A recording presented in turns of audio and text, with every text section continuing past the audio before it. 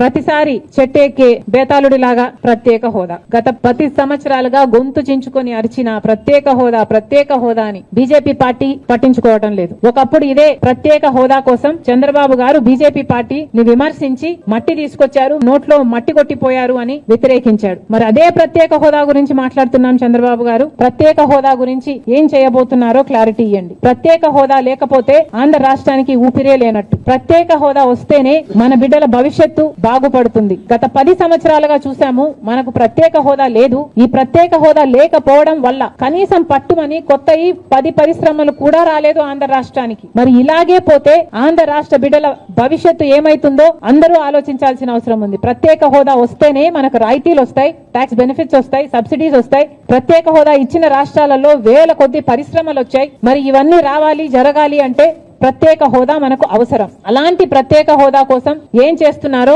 ప్రత్యేక హోదా కనీసం బీహార్ మాకు ప్రత్యేక హోదా కావాలి అని వాళ్ళ మీద ఒత్తిడి తెస్తుంది అని వింటున్నాం. కానీ టీడీపీ మాత్రం ప్రత్యేక హోదా మనకు అవసరమే లేదన్నట్టుగా మాట్లాడకుండా పోవడం చాలా దురదృష్టకరం, చాలా అన్యాయం.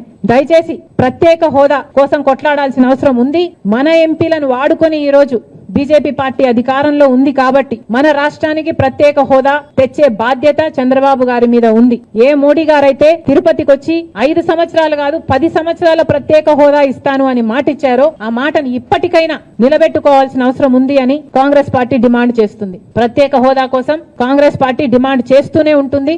ఎందాకైనా కొట్లాడడానికి మేము సిద్ధం. ప్రత్యేక హోదాను మేము మర్చిపోనివ్వం. ప్రత్యేక హోదా ఆంధ్ర రాష్ట్రానికి ఊపిరి లాంటిదని మరొకసారి ఆంధ్ర రాష్ట్ర ప్రజలందరికీ మాటిస్తున్నాం. ప్రత్యేక హోదా కోసం కాంగ్రెస్ పార్టీ కొట్లాడుతుంది.